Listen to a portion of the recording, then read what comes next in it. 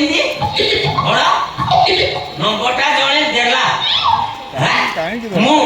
ମୁଁ ହେଲି ଦାରୁବୋମ ପର୍ଯ୍ୟଟକ ସେବା ସମିତିର ସେକ୍ରେଟାରୀ ଶକ୍ତି ସାଚମଲ।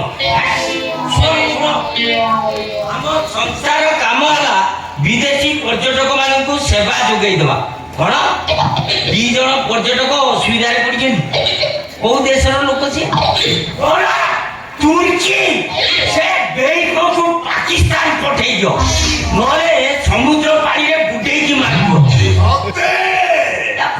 ନକଦା ବେଇମାନ ଗୁଡାକ ବିପର୍ଯ୍ୟୟ ବେଳେ ଆମେ ତୁମକୁ କେତେ ସାହାଯ୍ୟ କରୁଛୁ।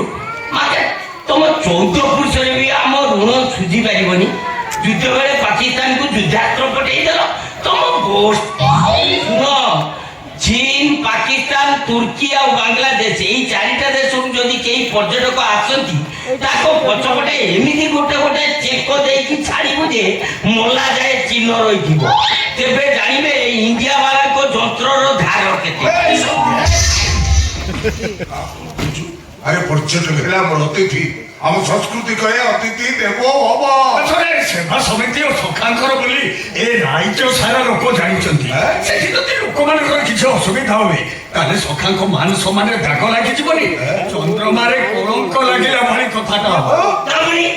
ଏ ମଣିଷର ଆତଙ୍କବାଦୀ ଗୁଡାକୁ ଯୋଉମାନେ ସାହାଯ୍ୟ କରୁଛନ୍ତି ତାଙ୍କୁ ଅତିଥି କରିକି ମୁଣ୍ଡରେ ମୁଣ୍ଡେଇକି ବୁଲିବି, ସେ କଥା ହେଇପାରିବନି।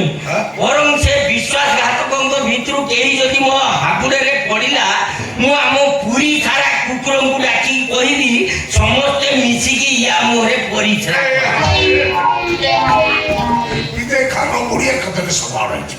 ସେଇ କାମଟା ଏଯାଏ କରୁନାହାନ୍ତି କାହିଁକି? ମୁଁ ତ ସେଇ କଥା পর্যটক মানে অসুবিধার পড়বে তার কথা বুঝিব না। না এইনে ମୋ ପାଖରେ ସମୟ ନାହିଁ। ସିରାଜିତ ପରା ଦୁନିଆ କାମ ବରାଦ କରୁଛନ୍ତି। ମୁଁ ଆগে ତାଙ୍କ କଥା ବୁଝିବି ନା ଇଏ ବାହାର ଲୋକଙ୍କ କଥା ବୁଝିବି? ଦିଦି ଅନେକ କାମ ବରାଦ କରୁଛନ୍ତି।